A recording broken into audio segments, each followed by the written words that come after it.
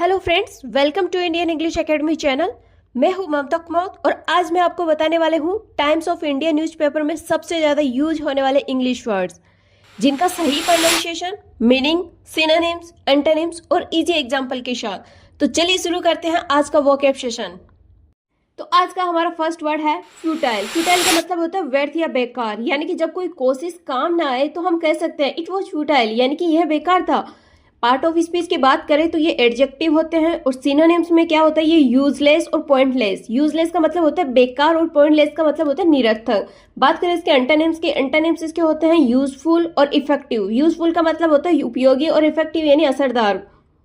Example इसका होता है ऑल हिज एफर्ट्स वर फ्यूटाइल, यानी उसकी सारी कोशिशें बेकार गई। अब बात करते हैं नेक्स्ट वर्ड की। तो नेक्स्ट वर्ड है स्क्रैम्बल। स्क्रैम्बल का मतलब होता है जल्दी करना या छीना चिपटी करना।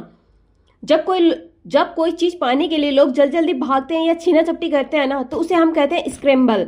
ये हमारे पार्ट ऑफ स्पीच में वर्ब या नाउन है। बात करें सिनोनिम्स की तो इसके सिनोनिम्स होते हैं रश यानी होता है दौड़ना, और हशल, हशल का मतलब होता है जल्दी करना। इसी प्रकार बात करते हैं इसके एंटोनिम्स की। एंटोनिम्स इसके होते हैं वेट और ऑर्गेनाइज। वेट का मतलब होता है इंतजार करना और ऑर्गेनाइज का मतलब होता है व्यवस्थित करना। एग्जाम्पल से समझते हैं। इसका एग्जाम्पल होता है people scrambled for free tickets, यानी लोग मुफ्त की जो टिकटें होती है उनके लिए झपट पड़े। आज का हमारा नेक्स्ट वर्ड है बॉलस्टर। बॉलस्टर का मतलब होता है किसी चीज को समर्थन देना या मजबूत बनाना, या कह सकते हैं सहारा देना। बात करें इसके पार्ट ऑफ स्पीच की तो पार्ट ऑफ स्पीच में ये होता है हमारे वर्ब। अब आते हैं इसके सिनोनिम्स। सिनोनिम्स क्या क्या होते हैं? सिनोनिम्स होते हैं इसके स्ट्रेंथन और सपोर्ट। स्ट्रेंथन का मतलब होता है मजबूत करना और सपोर्ट का मतलब होता है सहारा देना। इसी प्रकार एंटोनिम्स। एंटोनिम्स इसके होते हैं वीकन और अंडरमाइन। वीकन का मतलब होता है किसी चीज को कमजोर करना और अंडरमाइन का मतलब होता है नीचा दिखाना। एग्जाम्पल से समझे तो new policies will bolster the economy, यानी जो नई नीतियां अर्थव्यवस्था को मजबूत करेगी। अब हमारा नेक्स्ट वर्ड देखते हैं। तो हमारा नेक्स्ट वर्ड है रिपरकशन, यानी कि अप्रत्याशित परिणाम।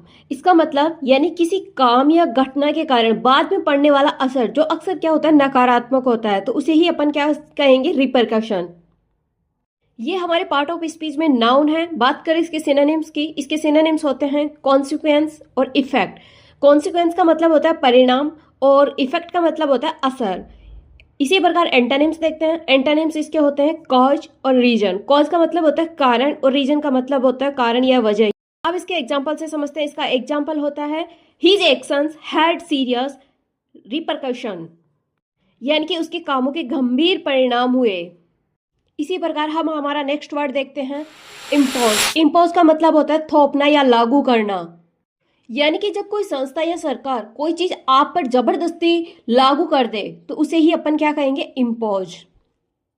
ये हमारे पार्ट ऑफ स्पीच में वर्ब है। बात करें इसकी सिनोनिम्स की। सिनोनिम्स इसके होते हैं एनफोर्स और डिक्टेट। इसका मतलब एनफोर्स का मतलब होता है लागू करना और डिक्टेट का मतलब होता है हुक्म चलाना।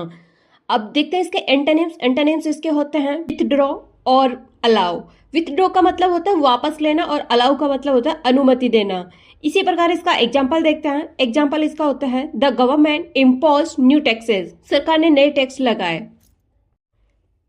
तो दोस्तों ये थे टाइम्स ऑफ इंडिया न्यूज़पेपर में सबसे ज्यादा इस्तेमाल होने वाले वर्ड्स। मैं उम्मीद करती हूँ कि इस वीडियो ने आपको इन शब्दों को बेहतर समझने में मदद की होगी। अगर आपको ये वीडियो अच्छा लगा हो तो लाइक, शेयर एंड सब्सक्राइब जरूर करिए, ताकि ऐसे ही वीडियोज आप तक पहुंचते रहे। और हाँ, कमेंट करके जरूर बताना कि आपको इन पांचों में से आपका फेवरेट वर्ड कौन सा रहा।